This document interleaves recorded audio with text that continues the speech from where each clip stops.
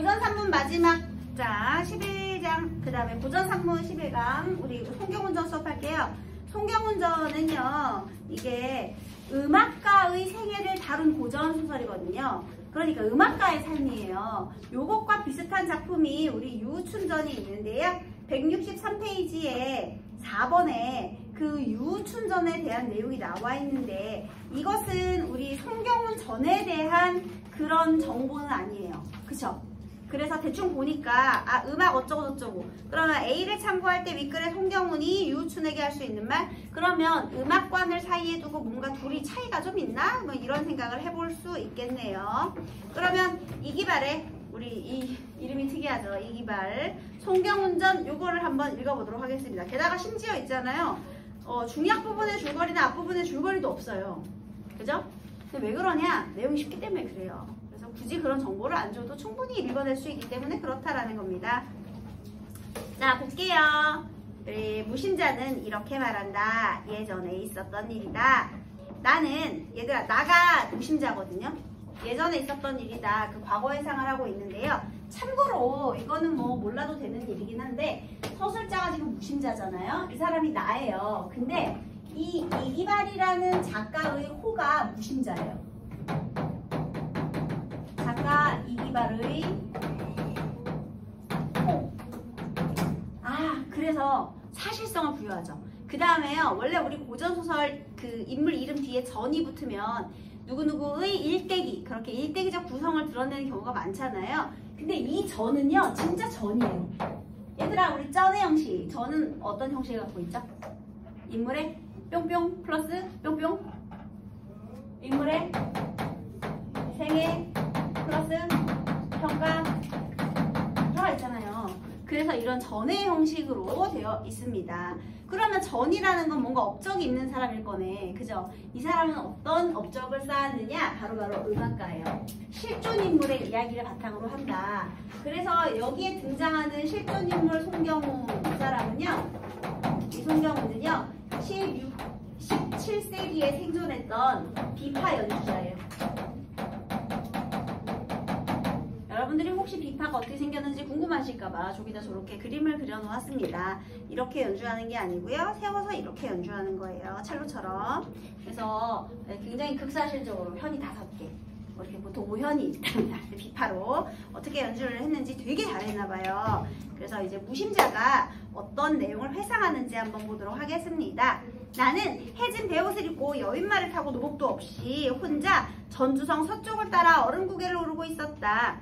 지금 전주가 배경이 되고 있고요. 얼음고개는 전주에 실제로 있는 지명 이름이에요. 그래서 굉장히 구체적이고 사실적인 배경을 특징으로 하고 있죠.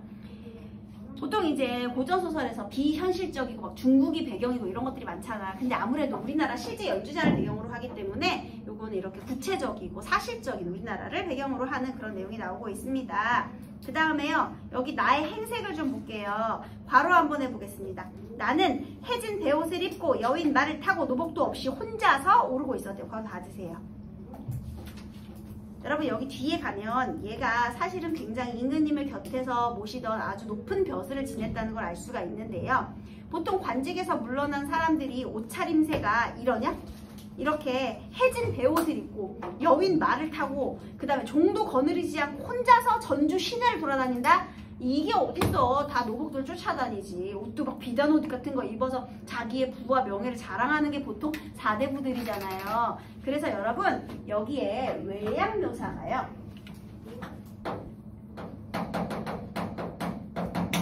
굉장히 소탈함을 드러내고 있죠. 그쵸? 그래서 이 외양 묘사는 우리 인물의 특징을 간접적으로 제시하는 부분인데요. 얘가 굉장히 소탈하면서도 자유로운 성격이다 라는 것을 보여주는 거죠. 거칠애에 얽매이지 않는 거야. 그러니까 거칠애를 중요하게 생각하지 않는 성격이다 라는 걸 이 외양 묘사를 통해서 설명을 해주고 있죠. 그때는 봄이고 3월 상순이라 복사꽃과 자두꽃이 온 성 안에 가득 피어 있었다. 저 멀리 어떤 장부 한 사람이 보였다. 그 장부가 바로 그가 송경운이 되겠습니다. 대지팡이를 등에 지고, 여기도 또 괄호해 볼게요. 대지팡이를 등에 지고 허름하고 짤막한 배옷을 입은 그는 마음껏 노래하며 천천히 걸어가고 있었는데 살적과 머리칼이 눈처럼 휘었다. 괄호 닫으세요. 역시나 외양묘사를 통해서 똑같이 자, 뭘 드러내느냐. 여러분 여기 뒤에 보면 얘가 굉장히 명성과 인기가 있고 화려한 연주 실력을 뽐냈다. 사람들이 인정을 받아서 굉장히 인기가 있었다. 이런 말들이 뒤에 쭉 나오거든요. 한마디로 얘도 부자겠지. 인정을 받았으니까. 근데도 차림새가 어때? 소탈하고 소박하지? 똑같아. 둘이 성격이 똑같아. 그러니까 둘이 굉장히 마음이 잘 맞는 성격이 비슷한 사람들이라는 걸 알 수가 있는 거예요. 그리고 또 살적과 머리털이 살적이 이거거든요. 요거 구렛나루 요거 그래서 요거 살적과 머리카락이 눈처럼 하얗대요. 그 다음에 뭐 이렇게 다 여기 이렇게 머리가 하얗게. 근데 여러분 보통 흰색이 순수함을 상징하잖아요. 우리가 이제 되게 좀 순수한 성격이다라는 것도 드러낼 수 있다고 볼 수 있겠죠. 그의 노래를 들어보니 이러했다. 그러니까 얘가요 여윈 말을 타고 전주 시내를 그냥 구경하고 있었거든요. 근데 어떤 남자가 혼자서 크게 노래 부르면서 지나가는 거야. 그래서 그 노래의 내용도 한번 볼게요. 얘가 뭐라고 노래를 했느냐. 얘가 시를 불러요.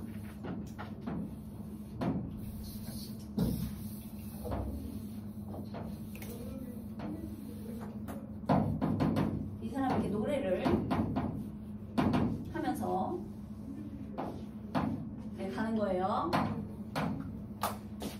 강호의 기약 두고 10년을 분주하니 강호의 기약을 두고 10년을 분주하게 지내니 그 모르는 백구는 더디 온다.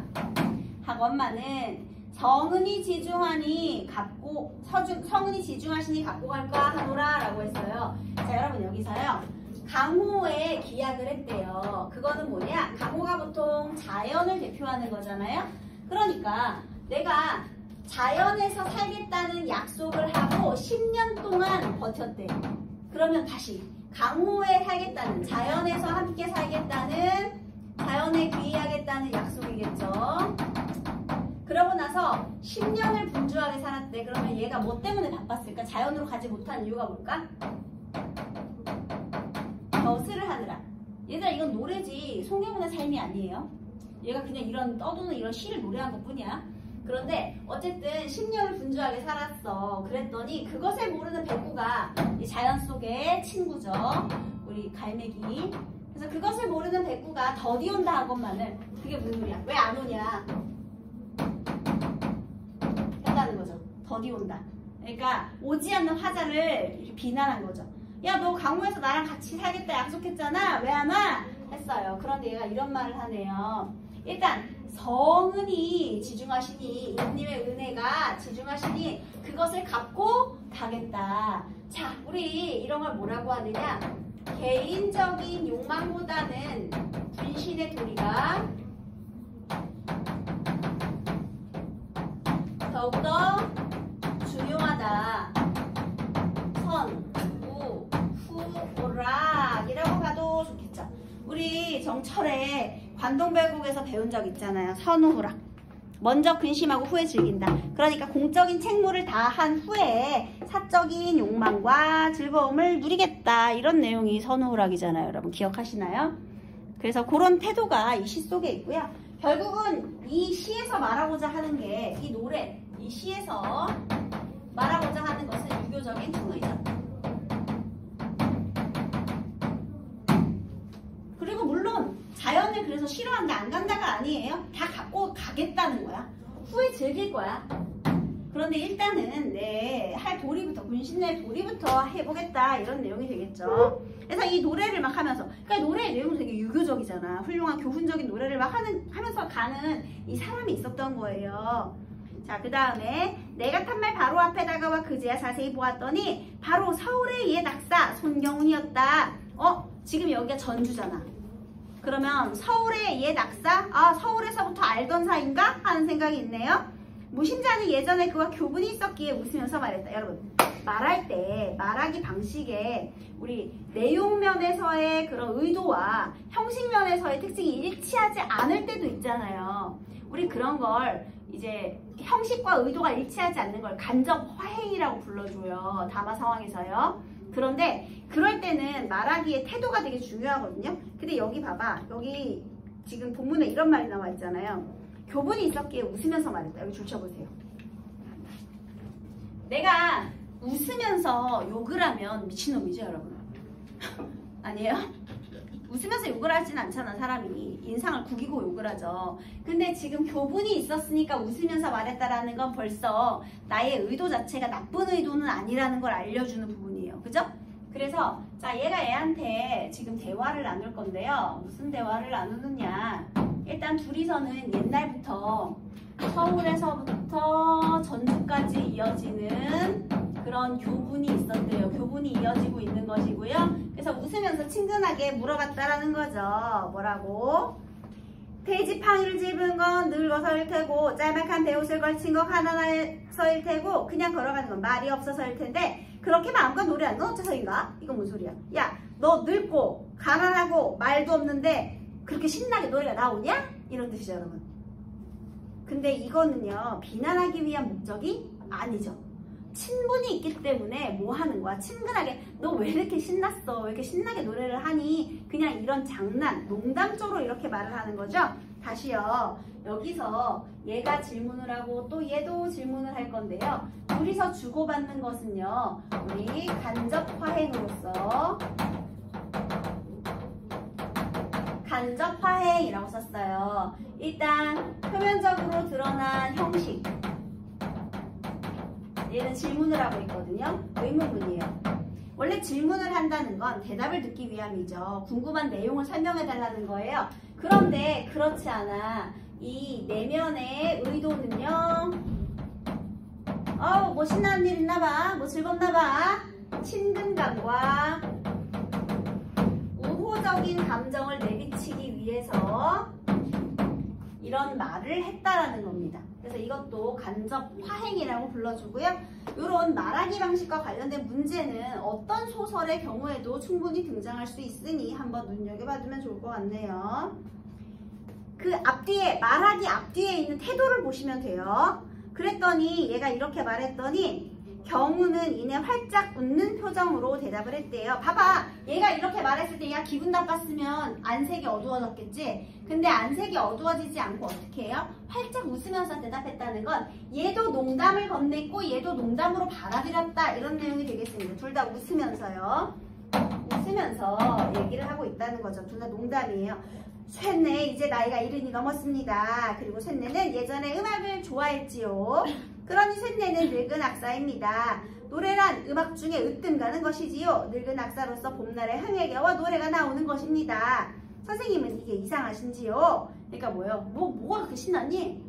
난 그냥 신나서 노래하는 거야. 이렇게 된 거죠. 쇳네가 알기로 선생님은 옛날에 임금을 가까이서 모시던 분인데 한마디로 엄청 높은 벼슬이에요. 수놓은 비단 옷을 해진 옷으로 바꿔 입고 멋진 청총마 대신 여인마를 타고 설랑 그만 뒤따르던 종들은 어찌하시고 누구 하나도 없이 서울의 큰 길 대신 산길을 가고 계시는지요? 이것도 마찬가지로 궁금해서 물어본 게 아니죠. 어째서 이렇게 고생을 사서하고 계십니까? 쇳네는 선생님이 유독 이상해 보입니다. 너 왜 이렇게 신남? 넌 왜 그렇게 혼자 사서 고생함? 지금 이런 거죠, 여러분. 근데 그냥 뭐 한 거야? 둘 다 농담. 그래서 여기서 뭘 지금 강조하는 거예요? 둘이 이런 농담을 통해서 둘의 뭘 드러내는 거야? 교분을 드러내는 거죠. 이렇게 친근한 사이였다. 그리고 서로 비슷하잖아. 얘도 허름한 차림새, 쟤도 허름한 차림새. 그래서 이렇게 둘이서 비슷한 마음이 통하는 친구이다 라는 걸 알려주네요. 그리하여 마침내 서로 즐겁게 논의며 한나절을 보냈던 것이다. 마음이 통한대요. 자, 송경우는 서울 사람이다. 이제부터 그의 삶이 요약적으로 뭔가 제시될 것 같은 느낌적인 느낌이 있습니다. 그죠? 왜? 전이니까. 친분을 유도한 다음, 친분을 이야기한 다음 이제 송경훈에 대한 설명입니다. 자기 말로는 옛날에 이 절도사의 노복이었는데 민첩하고 재주가 있어 특별히 노비장구에서 빠져나올 수 있었고 마침내 군공으로 사과벼슬까지 얻었다고 한다. 와우! 여러분, 이 사람의 생애가 어떠냐면요. 이 사람은요. 원래 노비 출신이었대요. 그런데 전쟁에서 공을 세워서요. 사과벼슬, 육군 무관직, 그러니까 벼슬지까지 지냈다. 신분이 완전 바뀌었죠. 근데 이 사람이 16, 17세기 사람이거든요. 16세기 말. 아마 임진왜란에서 뭔가 공을 세웠던 것 같아요. 여기 나와 있진 않지만 왜냐면 이 사람이 16세기 말 17세기 사람이니까요. 그때가 임진왜란이잖아요, 얘들아. 그래서 뭔가 큰 공을 세워서 이렇게 신분이 바뀌었네. 어머, 그러면 당시 이제 조선 후기로 넘어가던 시기에 전쟁에서 공을 세우면 이렇게 노비가 벼슬을 할 수도 있었구나, 무관직을 얻을 수 있었구나 라는 것도 확인해 볼 수가 있습니다. 시대적인 분위기죠. 그리고 이 부분은요, 인물에 대한 서술자의 요약 제시 부분이죠. 체구는 훤칠하게 컸고 풍채가 좋고 피부가 희었으며 가느스름한 눈은 별처럼 빛나는 데다 수염이 아름답고 담소를 잘했으니 말하자면 참으로 호남자였다. 이 부분은 외양 묘사를 통한 간접 제시고요. 그래서 인물을 소개하는데 직접적인 제시, 간접적인 제시가 둘 다 나와 있는 거예요. 요약 제시, 그 다음에 간접 제시 다 있어요. 그는 타고나길 유독 음유를 잘 알았다. 그리고 심지어요, 음악적 재능이 굉장히 뛰어났다는 거죠. 엄청난 음악적 재능이 있었다. 9살 때 비파를 배웠는데 노력하지 않고도 잘하게 되어 지극한 경지에 이르렀고 12살에는 서울과 근방까지 이름이 났다. 아로새긴 대들보 아래 화려한 잔치 자리가 그의 거처였고 금인과 옷간자를 한 고위 관료가 그의 동반자였다. 한마디로 고관 대작들의 그런 잔치에 빠지지 않는 연주자였다라는 거죠. 꽃장식을 하고 구름같이 풍성하게 올린 기녀들이 그의 좌우에 있었고 둥둥 울리는 장구와 삘리하는 피리가 그의 위를 도왔다. 위험 있는 풍모죠. 강물 같은 술, 산과 같은 안주, 1천속의 비단, 1만관의 돈이 그 잔치의 비용으로 쓰였다. 아주 화려한 잔치라는 걸 말하는 거고요. 누구의 집에서도 그에게 밥을 주었고 누구든지 옷을 주고 하루가 지나고 한 달이 지나고 한 해가 지나 단편생 역시 지나가는 것이다. 한마디로 여러분, 인정받는 삶을 살았죠. 우리 뒤에 보면 여기서 이제 유우춘전의 그 유우춘이랑 비교를 할 건데요. 유우춘은 가난하거든요. 명망은 높은데 인기가 없어. 그러니까 인기라고 하긴 좀 그런데 굉장히 기회로 유명하지만 찾는 사람이 없어요. 왜냐면 이해를 못하거든요, 사람들이. 재미가 없는 거야. 그래서 얘는 이렇게 인기도 많고 인정도 받았다는 거예요. 사람들이 어깨를 부딪고 말들이 서로 발굽을 밟으며 서로 밀 틈조차 없을 정도로 북적거리는 연회석에서는 이런 말이 나오게 했다. 송악사 어딨나? 아무 군가에서 불려갔다지. 궁에서 불려갔대요. 그러니까 왕족들이 불렀겠죠. 송악사 어딨나? 아무개 상공이 불려갔다는 군. 이번에 뭐 재상 이런 사람들이 불러갔다는 겁니다. 그러니까 한마디로요, 여기에 이 일화들은요, 얘는 음악적 재능도 뛰어났고 명성도 뛰어났다. 그리고 사람들에게 인기도 뛰어났다. 지금 이런 얘기를 하고 있는 겁니다. 그렇죠? 또 온갖 기에 대해 이르테면 글씨쓰기, 활쏘기, 말타기, 그림, 바둑장기, 투혼놀이 같은 것을 하는 이들은 서로의 지극한 경지를 칭찬할 때 다들 자기 친구에게 어째 송경훈의 비파 같네 라고 했고, 한마디로 칭찬의 대명사처럼 사용됐다는 거죠. 또 나무하고 소먹이나 아이들이 모여 놀다가 누가 몹시 재미있는 말을 했을 때도 어째 송경훈의 비파 같네 라고들 했으면, 그러니까 또 재미의 대명사. 말을 배우는 두어 살 되는 어린애들조차도 아무 상관없는 것을 가리키며 어째 송경훈의 비파 같네 라고 하는 것이었다. 여러분, 첫 번째는 칭찬할 때, 두 번째는 재미있을 때, 세 번째는 이건 뭐예요? 그냥 아무것도 상관이 없는데 어째 송경훈의 비파 같네? 이걸 누가 말했죠? 두어 살 된 어린애들. 그러면 이 마지막 말에는 무엇을 강조하는 거야? 명성을 강조하는 거죠. 그냥 유명한 거 아무거나 된 거야. 두세 살짜리 말 배우기 시작하는 애들도 그냥 뭔진 모르지만 그냥 아무거나 송경훈의 비파 같네, 그냥 아는 거 아무거나 말한 거죠. 그만큼 명성이 뛰어났다, 이런 말이에요. 한마디로 당시 송경훈의 이름이 알려진 것이 대략 이러였다. 애들이 뭔진 모르지만 BTS는 다 들어봤을 거 아닙니까? BTS 같네, 그냥 그랬다는 거죠, 여러분. 그 정도로 명성과 인기가 대단했다, 재능도 훌륭했다, 이렇게 되는 거예요.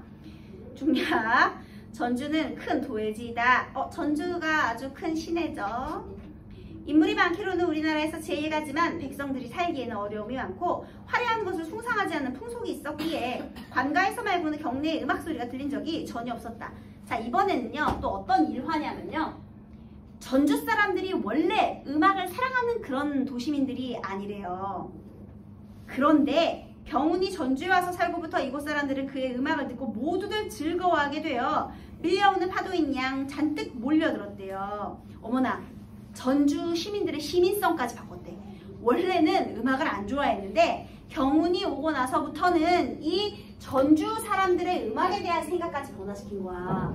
그래서 지금 요 일화를 통해서요. 와, 여기 특히 뭐 전주시 어느 정도로 이 사람이 재능이 뛰어나고 명성이 뛰어났는가 이 보여주는 이 일화가요.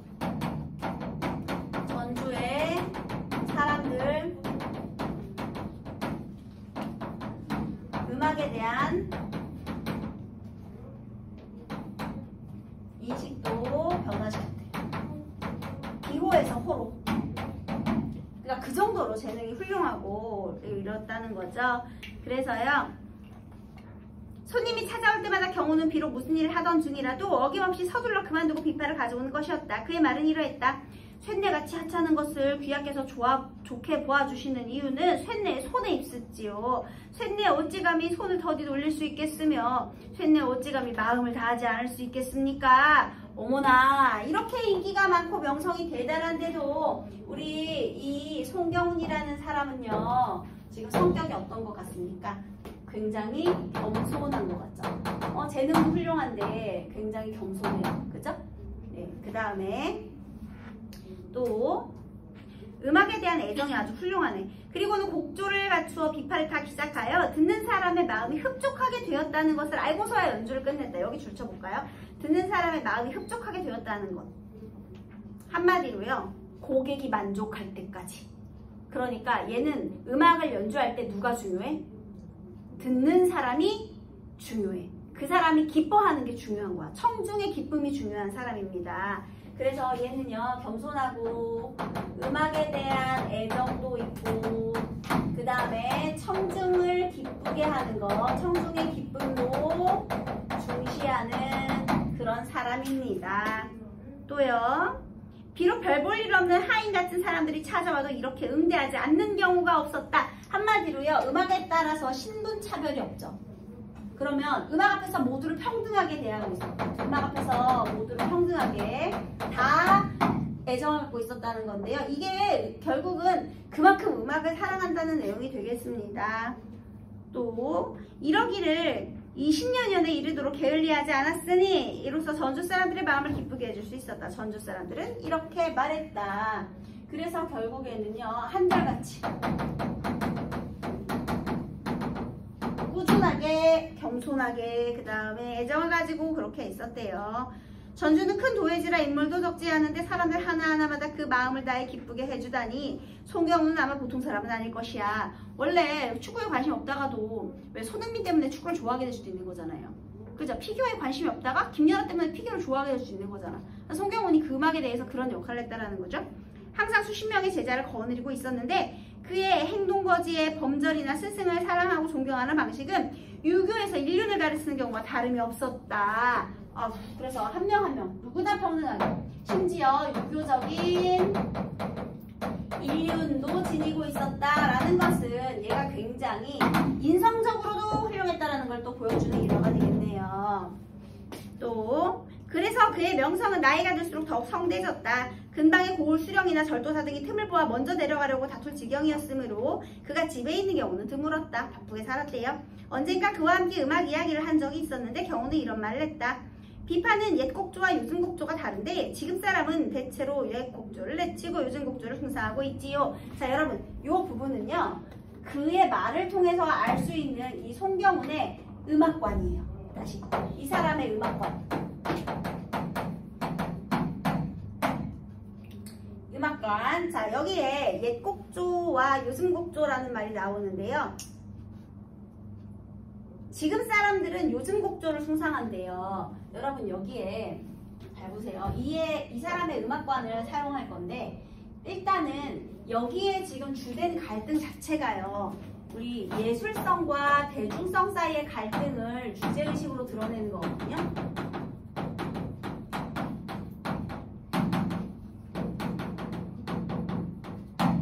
이게 뭐예요? 옛 곡조죠.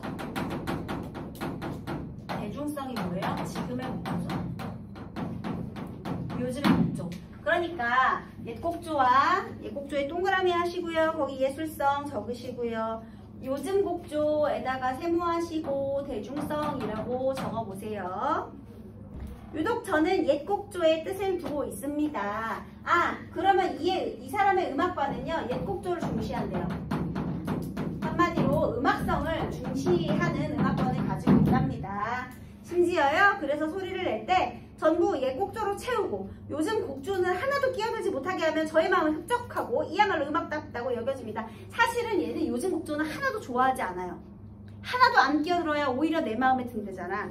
그렇게 하여 조급하지도 천박하지도 않으며 넉넉하게 여유가 있는 소리를 낸다면 여유 있는 소리 동그라미, 그게 바로 이 사람이 생각하는 옛 곡조죠. 말세의 사악한 소리를 씻어내고 사악한 소리 세모하세요. 이게 사실은 우리 이 송경훈이 생각하는 요즘 곡조예요. 씻어내고 저 훌륭한 옛날의 바른 음악을 회복할 수 있을 것 같고, 옛날의 바른 음악도 동그라미 하세요. 그게 옛 곡조겠죠. 내 평생을 그런 음악을 하여 후세까지 전하는 것이 마땅하다고 생각하고 있습니다. 자, 그런 음악 동그라미 하세요. 한마디로 옛 곡조를 중시해서 얘를 후세까지 전하고 싶대. 이게 이 사람의 생각이야. 근데 뒤에 그런데 여기가 중요해. 그렇지만 저의 연주를 듣는 이들은 모두가 평범한 사람들인지라 그렇게 연주를 하면, 얘들아 그렇게가 어떻게 해요? 옛 곡조만 중시한 음악을 하면, 그쵸? 그래서 그 연주에 동그라미 하세요. 옛 곡조만을 담은 예술성 있는 연주를 하면 그다지 기뻐하지도 않고 잘 이해를 하지 못해 즐거워하지 않더군요. 자, 내가 옛 곡조를 중시해서 후세에 전달하고 싶어요. 그런데 요즘 사람들은 옛 곡조를 이해하지 못해요. 흥미가 없어. 즐거워하지 않아. 이해하지 못하면 즐거움도 없어. 자, 그런데 가만히 생각해보니 음악에서 중요한 건 사람을 기쁘게 하는 일인데, 다시 음악에 오죠. 음악에서 중요한 것, 이거는 사람을 기쁘게 하는 것. 이거 아주 중요해요. 청중 중심의 음악관입니다.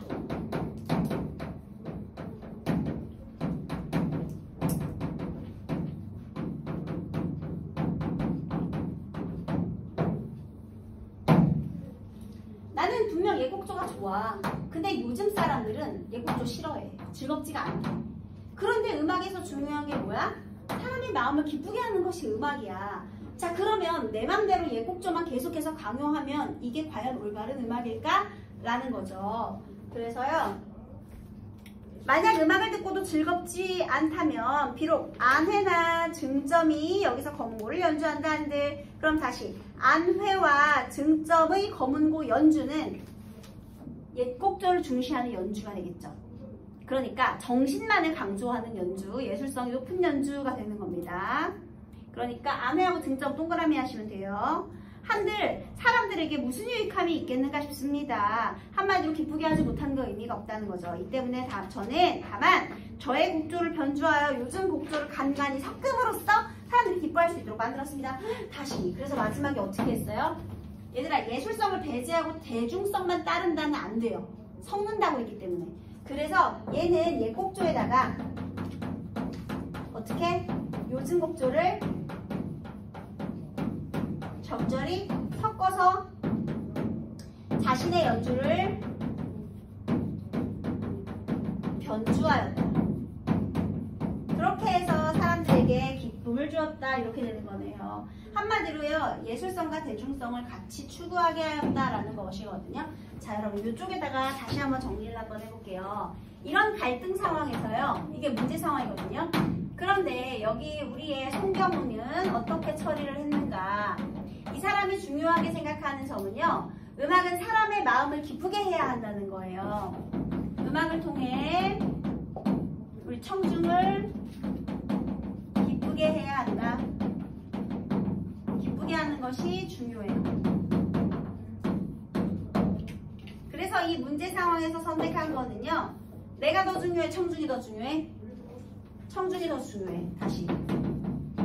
청중이 더 중요하기 때문에 청중이 변했어? 내가 변했어? 연주자가 변했죠. 연주자의 변주. 한마디로 청중의 취향에 맞게 연주자가 바뀌었다라는 거죠. 뭐 물론 예술성을 완전히 배제한 건 아니고요. 거기에 대중성을 단단히 섞어주는 역할을 했다는 겁니다. 자, 그런데 여기서 우리 유충이라는 이해라는 사람이 또 있어요. 얘는 해금 연주자인데요. 이 사람은 예술성과 대중성 사이의 갈등에서 어떤 해결 방식을 택했는지 한번 본문을 읽어보도록 하겠습니다. 보기 한번 볼게요. 저는 해금을 배우기 시작한 지 3년 만에 제주를 이루었는데 그러는 동안 5손가락 모두에 굳은 살이 박혔습니다. 엄청난 노력을 했다라는 거죠. 그런데 그 노력을 통해 기회는 높아졌으나 살림이 나아지지 않았으니 살림이 나아지지 않았다라는 건 불러주는 데가 많이 없었다는 거죠. 돈이 안 돼. 왜? 사람들이 갈수록 내 음악을 이해하지 못하게 됐기 때문입니다. 예술성이 높아지자 사람들이 호감이 없어졌다. 그래서 인기가 떨어졌다. 이렇게 되는 거예요. 그래서 갈등 문제가 생겨났죠. 그런데 저 거지는, 자, 거지의 해금. 못 쓰는 해금 하나를 주워다 몇 달 나르고 나면 소리를 듣는 사람들이 우르르 모여듭니다. 대중성이 있는 연주죠. 연주를 마치고 돌아가면 그 뒤를 따라다니는 자가 수십 명은 되지요. 거지는 그렇게 해서 하루에 쌀 한 말은 얻고 벙어리에 돈까지 걷어갑니다. 한마디로 인기를 얻은 거죠. 그 이유는 다름이 아니라 음악을 이해하는 자가 많기 때문입니다. 지금 유춘의 해금이라 하면 온 나라 사람들이 모두 합니다. 기회가 훌륭하니까요. 그러나 이름을 듣고 알 뿐이지 해금 소리를 듣고 이해하는 자야 몇 사람이나 되겠습니까? 이렇게 되는 거죠. 여러분, 우리 라흐마니노프 이름은 많이 들어봤죠? 좋아, 그럼 베토벤 이름은 많이 들어봤죠? 근데 여러분, 베토벤의 음악을 들으면서 진정으로 이해하고 감동하면서 기뻐하는 요즘 사람들이 몇이나 될까요? 무슨 소린지 아시겠죠? 그죠? 하지만 네, 이거 선생님 절대 비하하는 건 아닌데 임영웅의 음악이나 뭐 이런 BTS의 음악을 듣고 기뻐하는 사람이 훨씬 많겠죠? 네, 여기서 커밍아웃 하자면 선생님 암이에요, 여러분. 선생님은 임영웅, 영웅시대도 굉장히 훌륭하게 잘 좋아하고요. BTS는 굉장히 사랑하고요. 뭐 좀 있으면 진이 제대로 합니다, 여러분. 여러분 관심도 없겠지만 네, 굉장히 좋은 날이 올 거예요. 네, 어쨌든 간에 여기에서 이 사람은 어떻게 자기의 음악을 이해해 주기만을 바라는 거야. 다시요. 유춘에게 중요한 건요. 사람들이 자신의 음악을 이해해 주기를 바래요.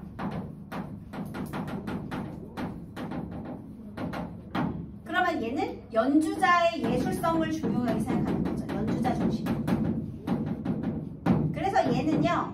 청중이 자신의 음악을 이해해 줄 때까지 청중의 변화를 기대하는 거예요. 변화를 기대해요. 그러니까 이러한 예술적인 면을 좀 알아주면 좋겠다. 하지만 변화하기가 힘들기 때문에 인기가 없는 거야. 이렇게 된 겁니다. 됐나요? 그래서 여러분 다시요. 조 둘 사이의 갈등에서 누가 변화를 했는지, 그리고 이 사람은 예술성이 중심이 돼야 된다. 그 다음에 송경훈 예술성이 중심이 맞지. 하지만 청중을 기쁘게 하는 것도 중요하니까 거기에 대중성을 섞어주자. 이런 얘기입니다. 둘 다 예술성이 기본이 바탕이 되는 건 맞고요. 네, 그렇다면 정답을 한번 맞춰봅시다. 1번 미끌에 대한 이해로 적절하지 않은 것은 송경훈은 서울에서 살다 전주로 이주했다. 송경훈은 음악가의 집안에서 태어나 틀렸네. 아까 노비에서 무관이 되었다 이런 말 했잖아요. 틀렸죠? 나머지 맞고. 무신자에 대한 설명으로 틀린 것을 골라라. 외양 묘사를 통해 긍정적 면모를 부각하고 있다. 얘들아, 주인공 여기 있거든요. 이 사람 외양 묘사. 아까 전에 이 송경훈에 대한 외양 묘사 있었고요. 그리고 호감 맞아요. 그리고 관련 일화를 제시해서 성격을 제시하고요.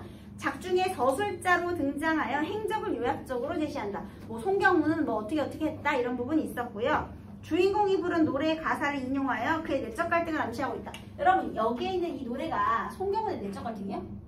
아니에요. 이거 그냥 부른 노래고요. 여기는 군신 간의 도리가 더 중요하다. 그러니까 충의가 더 중요하다라는 내용이 되어 있습니다. 네, 그 내적 갈등 암시 아니에요. 그 다음에 주인공의 말 상대로 등장해서 이 예술관을 이끌어냄으로써 주제의식을 강조한다. 괜찮죠? 그리고 기억부터 미음까지 틀린 거 고르는 건데요. 기억.